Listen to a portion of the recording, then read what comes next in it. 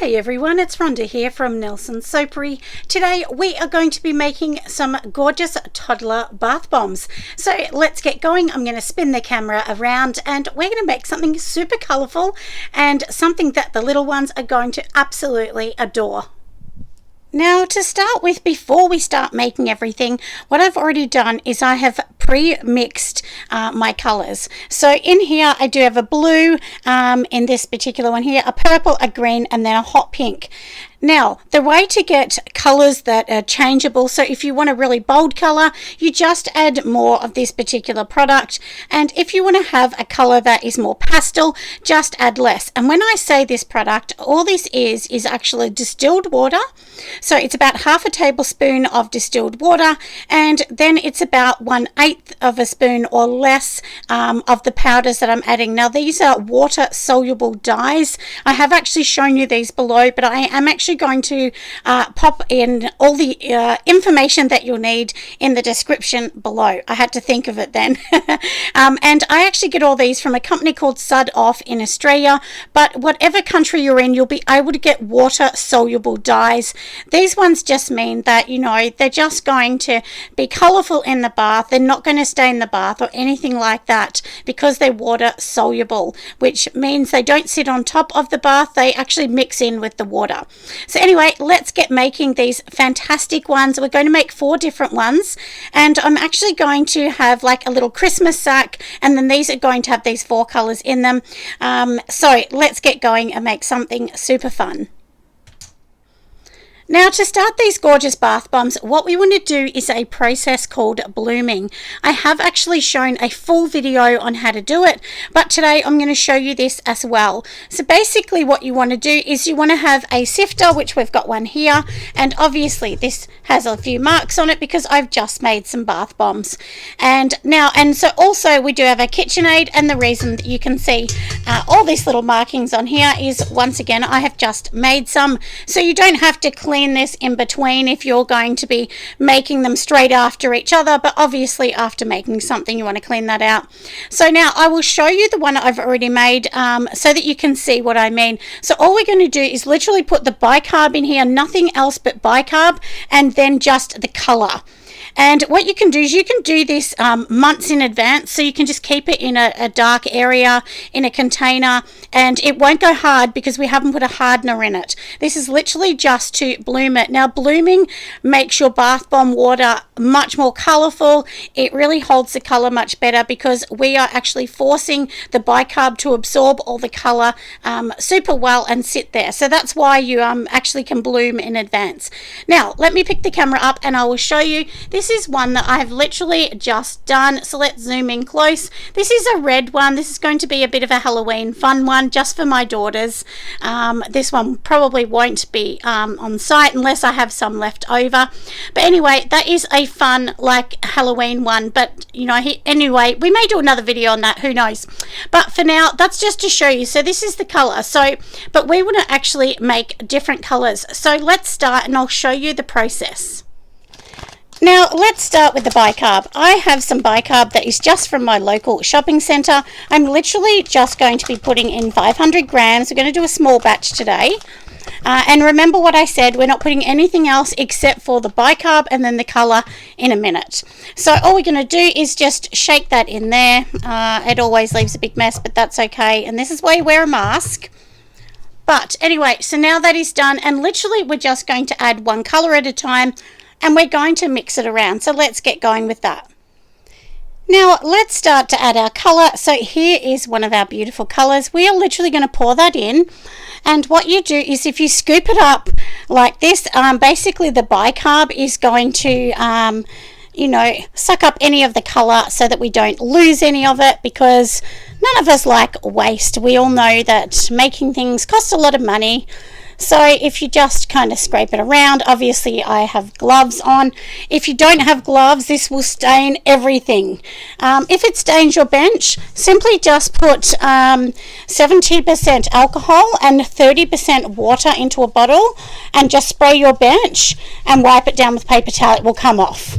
I've had this many times on this white marble sort of laminate bench, but if you have a real marble bench, it is porous, meaning that it will suck up the colour, so be very careful. So now we're just going to turn this on, and then that's it. Just turn it on to medium, and slowly the colour will happen. So I will move the camera so you can see. So if you can see here, it is slowly going to mix up all these colours. So basically we just want to keep doing this, and over time you will actually start to see it looking absolutely gorgeous. It just takes time, so just be patient, and it will look beautiful in the end, I promise you. Now, in between doing this, we want to scrape down the sides. So just scrape it down the sides, because can you see that little white powdery bit? It means that it hasn't mixed in properly, and that will happen. That's normal. There's nothing wrong with that. That's fine. And this is going to be a purpley sort of pink colour. If you can kind of see my hands, it will be that. Now, one thing I do is I always add a mica, just half a spoon or something of mica, because you have to remember that water-soluble dyes, they actually can lose their colour in the sun. So if you've got them sitting on your shelf for days, they're not going to be as vibrant as the first, second or third day. So that's super important, and especially if you're selling at a market, they may lose a little bit of their vibrancy. So that's why I always add in just a little bit of mica to help them along. So now I'm going to add in a little bit of this lipstick pink. This is just half a spoon in here. So let's just pop that in. You can add a little bit or a lot. You don't have to add that at all if you don't want to. That's just what I personally do. Now remember, the color you see is not going to be the end result, because once the citric acid goes in, the citric acid will definitely brighten up your mix. So let's just keep mixing it, and then we'll go on to the next color.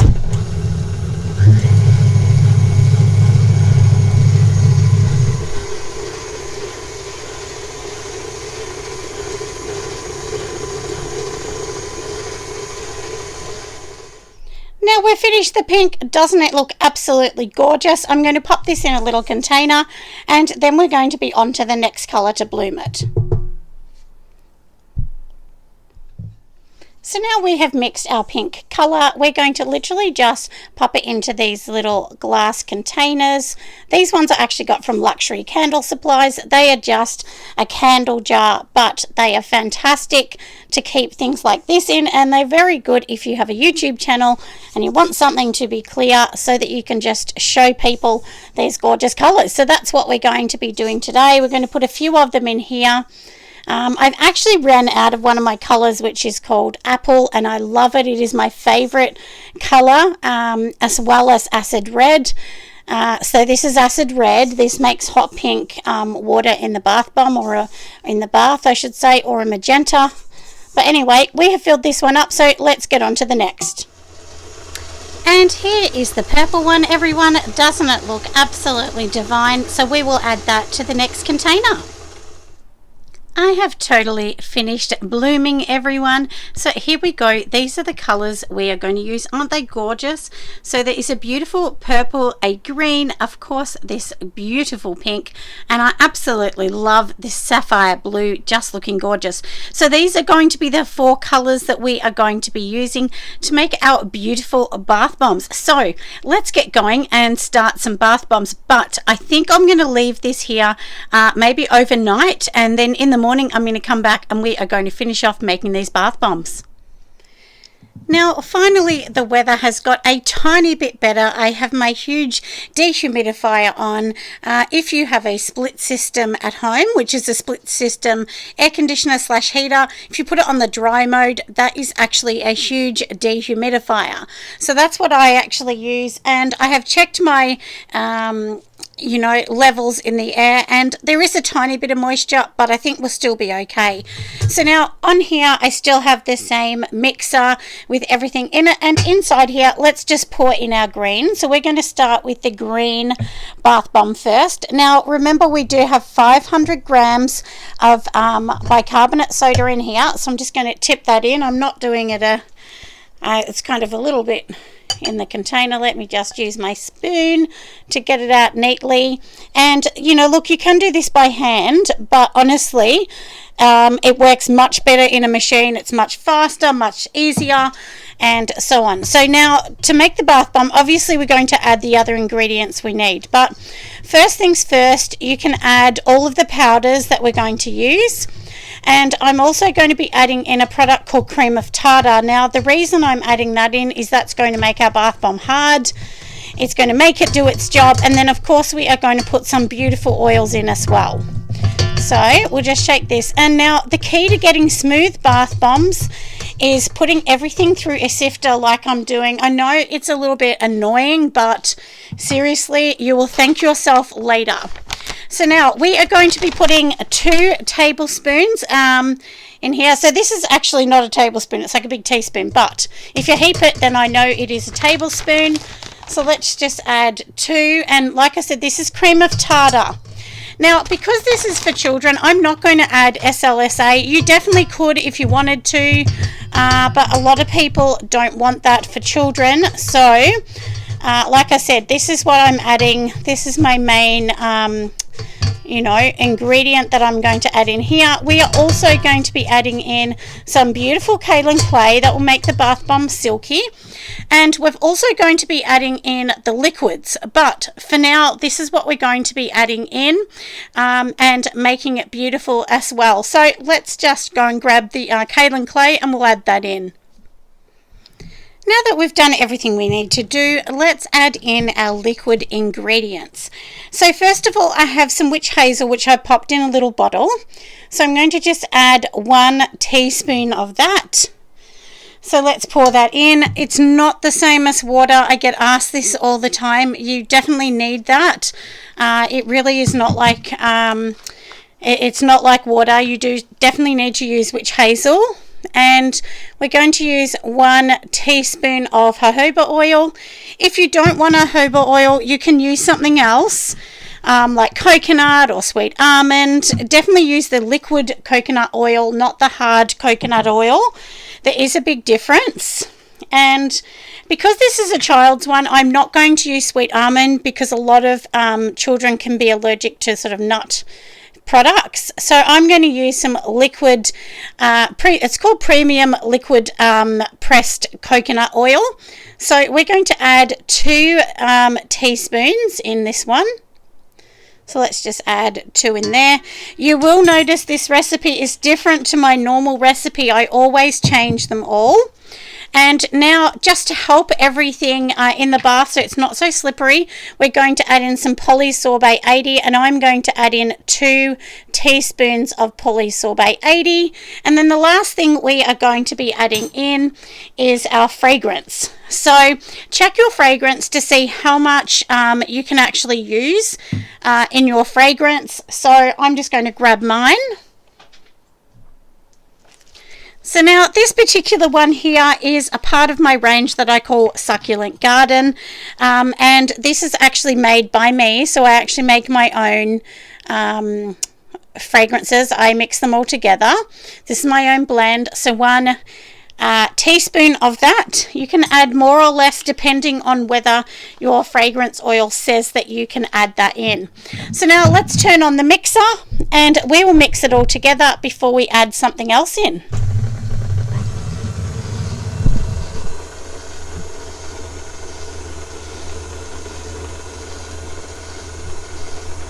We're just going to turn it on high and do this for about 2 minutes because, well, not high, sorry, medium. Let's just turn it on medium. And, look, you can do this by hand, but it's definitely easier with a kitchen aid. So anyway, I will let that go and I'll bring you back in a minute. Now, in between mixing it, what we're going to do is just get a spoon in here and we're just going to keep turning it and then we'll turn it back on. This is literally what I do every 30 seconds. Just about 4 or 5 times do this. And that way, you're making sure that everything is mixed. Now, don't be tempted to add more oils or to add more witch hazel or anything like that. Once we add the citric acid, if you feel that it is not the right consistency, then you can add a tiny bit more oil or a tiny bit more witch hazel, but you don't want to add too much because that will ruin the bath bomb. Anyway, we're going to mix this up again. So now, just to help this out, we are going to be adding in 200 grams of citric acid. So let me just pour this one in here. I'm going to get a tiny bit more and we're going to pour that in there too. All right, now let's turn this on. We want to mix all of this thoroughly. We are going to check it and take it out in a minute and I'll show you what it looks like. But let's just turn this on and mix it up.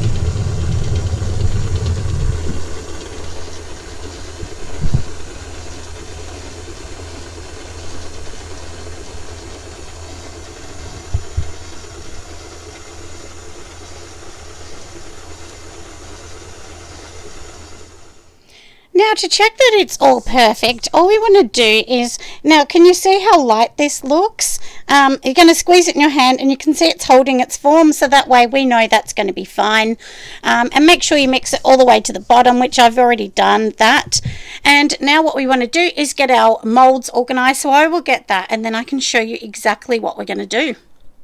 So now in front of me, you can see I have my scale. I've torn the scale out because we want to measure every single bath bomb. If you don't measure the bath bombs, it basically means that you don't know, the measurement it's going to be. And if you say, for instance, they're going to be 30 grams, and then you're just putting it in here hoping it's going to measure 30 grams, you actually don't know what it's really going to measure. So that's why I think this is vitally important to do this next step. So let's just pop these ones in here. I'm going to make sure it's the right measurement for my particular mold. So that's going to be 65 grams. Now I'm going to pop on the top. Now these are tiny baby ones because they're kiddie ones. So now all we're going to do is just squish it together like this. If you feel that it needs more, like, can you see here how this is joined totally? That means there will be no satin ring in the middle. So I'm going to show you what that's like. You can just push this one out with your hand. You don't actually need the tool that you might use. Look, the tool's much easier, but you can also push these out with your hands. These molds come from Lee Molds in Australia. If you're in the US, Cater Molds also sell them. You can also get molds from Soap Chef as well. There's many companies that do that. So now you can see it's tiny little satin ring here, and basically all I do with mine, you can tap them if you want. I just give them a little squeeze on either side, and then the top literally just comes straight off like that. And I'll pop it in my hand so you can see how easy it is. And then that is how cute it's going to be. Like, isn't that darling? It's so cute. So like I said, these are 65. I'm going to be selling these in groups of 4. So there'll be a purple, a pink, a blue, and of course a darling green that we're making now. And they'll all have a different scent. So make sure that the scents you're using can be used. Because as I say all the time, some scents are not not bath bomb safe. So you've got to be really careful the way that you do things. Now, I'm just going to move a few things out the way so I can actually show you how I put them in the mold. So just besides me here, let me move a few things out the way. As you all know, building my shop means that I'm working in a much smaller area. So anyway, let's go and do the second one so I can show you, and I'm going to zoom out so that you can see a little bit as well. So now you can see my scale here. Let's just pop it on. And I know it looks like it's twirling around on screen, but I promise you it's not for me. So once again, we're just going to mix this up. If you wanted to put anything in it, like flowers or anything like that, of course you would put that in first. I'm not going to add anything because, as I said, this is a child's bath bomb. We don't want to encourage children to eat the candy off. Like sometimes you put candy and things like that in them. Sprinkles just to make them look pretty, but then that's hard with children because they try and eat it and they don't really understand. So that makes it a bit tricky. So I'm just going to put a tiny bit more, and try not to squish it down too much either at the start. So now once again we're going to pop the top on. We are literally just going to do this with our hands, and as I said, you can squish this with your hand. You don't need a tool. And if you want to sort of push it out with something, push it even on the top of a bottle or anything like that. Like, I'll show you the tool I have. Sorry that I bumped the screen, but this is a little tool I have. This actually came with the express bath bombs that I bought at the very start. And I'm just going to scrape the outside into my bowl. I know you can't see it, I'm sorry. So like I said, there's a satin ring that we can see. And once again, like I said, we're just going to squish. And the top will come off. You can tap if you want, but the more you tap, the more likely it is to crack and things like that. And you can see this is looking beautiful. Now, if the weather was really bad, I mean, it has been raining, but it's calmed down. And I do have my dehumidifier on, but if the weather was super bad, you would start to see these activate, and that means they're going to grow and expand. If that happens, it means there's too much humidity in the air, and it means basically it's sucking up water in the air. So that's why you don't make these when it's bad weather. So now, if you see, I've got my hand here on the top. We are just literally going to turn it upside down, and then I'm just going to give a little squeeze on the black one and pull it straight off. So now you can see, let me show you nice and close, so you can see they're sitting on there. So I'm going to get going with the rest. I will bring you back when I start making a different colour.